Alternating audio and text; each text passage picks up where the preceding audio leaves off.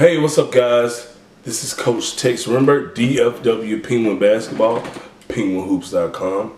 Guys, before we get started, go ahead and hit the like button, subscribe, tell a friend about it, share it with somebody you think this information was useful to you.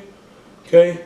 Hey, and if you have any questions about anything, any topic that's about this video, any topic on this video or outside of this video, feel free to leave a comment, leave a question. I will respond. It's not like I have a million subscribers. I do this or make these videos for my current players and anybody else that that may need some help or may need some insight. Now, as I said before, I'm working on a certain project and I'm talking about different behaviors in this project and stuff with different types of people. So I want to make sure I make these videos while it's fresh on my mind. And during this segment, I'm talking about parents. So I don't want any of my parents to think that I'm talking about them directly. Okay, I don't want you to think I'm picking on somebody. If you feel like the shoe fits, it's probably not you. Okay, it's probably not your size. I'm just going off of past experiences with me as a coach, as a player, and also as a kid. So today, we're going to talk about the parent that never wants to pay for anything. Now, as a coach, okay, there are certain expenses like playing in leagues and tournaments and other things of that nature. Man, it's just not free. Okay, everybody has to pay for this stuff, and it sucks. But you know, and everybody's not fortunate enough to be able to handle the expenses every week. All right. There are some parents that can handle it and some that can't. Now, with parents that don't want to pay for anything, like I said, it goes into two categories. There are parents that don't have the means to pay for expenses, tournaments, uniforms, all of these different things, right? And then there are parents that do actually have the means, but they don't value it enough to pay for it, so they try to wiggle their way out of it. And to me, those are the worst types. Okay, because it's a choice to make the thing, to pay for things and do things. And a lot of times when you have a parent like that, it's just not a priority on their list. You know, this type of parent is, for example, this is the type of person that, you know, they don't want to pay for a $35 tournament fee. They want to try to get a coach to pay for it or get a scholarship or something like that, or raise the money some type of other way. But they show up to all the games with the latest handbag, you know, or dress shoe or something. They're always extra stylish or something like that. You know what I mean? Or they're the type of person that they show up to the tournament and don't want to pay a $10 entry fee to come and watch their kid play. But their kid has on a new pair of sneakers every week for each game, or it has a new pair of sneakers for every game they play in. Those types of people, those are the type of people I'm talking about. They have the means to do so, but they just don't value it enough to pay for it. And a lot of times with those people, they try to wiggle their way out of it. And a lot of times when they know that their kid is an asset to the team, their kid is a really good player on the team, they will try to milk that. And if you're a coach and you don't have an abundance mind frame that you can get other players to replace this player, it's really hard for you to turn this player down and say, hey, I'm not going to pay for your $35 entry fee into this tournament, because we need this player in order to perform the tournament, if that makes sense. I'm just going to talk about today. I'm not going to cover it as a parent. I'm not going to cover it as a player, but I'm going to talk about it as a coach. Now, if you're a coach and you have a parent like this, there are a few ways you can go about handling a person like this. Now, one, the person that needs help, okay, like I said, it's all on you if you want to help the person, if you have the means to do it, if you have the scholarship money, if you can get people to chip in or raise money for this player, okay, go ahead and do it.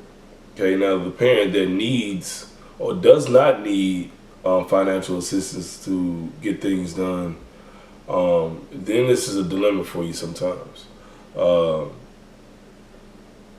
A lot of times, you know, when they have a good player, or this kid is a good player on the team, they feel as if you owe them, and if you don't want to do what they want you to do or pay for what they want you to pay for, they'll just go to another team and find another coach that will do that same exact thing that they want them to do, which is kind of puts you in a weird space if you're building a team and you're adding this player onto it, or you built this team around this person, or you've done things in the past to help this kid out, and now they're trying to leave because you don't want to take care of the things. What I like to do when I have a situation like this, I tell the parent, hey, I'm going to take care of this one thing one time only. And in the future, you take care of other things. And if they can't, totally understand. Okay, but sometimes these parents, they feel like I said, they feel like you owe them, and they're going to continue to try to milk you for every single thing. Oh, you got new uniforms? Well, I'm not paying for that. Oh, y'all going out of town? I don't want to pay for that. Oh, you going here? I don't want to pay for that. So if you continue to give them a pass, they'll just not pay, and you'll be in the hole. And then you'll look up. You know, this kid may be 14 now. You look up, and you're going in. This kid is going to his sophomore, junior year in high school. Now they're playing for another team. You invested all this time and money into this kid to help them out, and they don't appreciate it. Another thing I like to do as well is, if I have a kid, whether it be a kid that needs help or a kid that doesn't, you know, I'll make an agreement with the kid, not just a verbal agreement, but I'll put it in writing and have this kid work off their debt with me. So if I paid $100 for them to enter a league, okay, I will put it right. Hey, you know, Bobby owes Coach Rembert, you know, I don't know, mow my lawn 4 times, or wash my car, or accompany me, or do the book at a game, or things like that to help me out, to where they're working off for it and showing their appreciation. So now when they're doing these things, I might not be making them tear down a building, but I'm making them do stuff to show their appreciation and actually work off me doing things for them financially and helping them out. Okay, and the last thing you can do, okay, is just don't do it at all. At the end of the day, you know, if a kid and a parent really want to make something happen, they'll make it happen a lot of times. Now, some people that they just don't have the means to do it at all, and that's totally understandable. If you're a coach and you want to help that person, hey, help that person. But a lot of times, if a parent really wants their kid to be a part of something, they're going to find a way to scrape up the money to make that happen. And if they don't, they don't. If they do, they do. Great. And if you're a coach and you have an abundance of players that want to play for you, as I do, you know, at this point, I've tried to help out a lot of guys in the past, and it ended up burning me in the end. They end up going on to other teams after I've helped them well with not only just financial stuff, but just like stuff at home, conversing with the kid and helping them out, helping them become a better person. As a player, and it doesn't work out. So now I don't scholarship anybody anymore.